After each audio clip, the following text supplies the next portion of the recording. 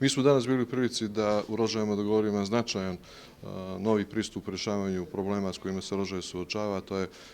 otvaranje novih radnih mjesta. Potpisali smo sporazum sa opštinom i na taj način omogućili da opština bude uključena za one projekte, za one preduzetnike i za one ljude koji imaju dobre ideje, koji ne zadovoljavaju sve uslove, da opština može da izdaje garanciju. Na taj način omogućit ćemo većem broju ljudi da dobiju kreditna sredstva i na taj način omogućit ćemo ljudima da uzmu stvar u svoje ruke i da rešavaju svoja egzistencijalna pitanja baveći se biznisom. Također, omogućit ćemo i da postojeća preduzeća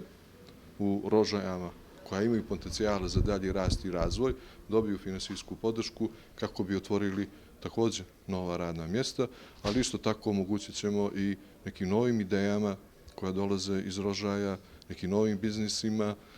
bilo da se radi o potpuno novom biznisu ili da se radi o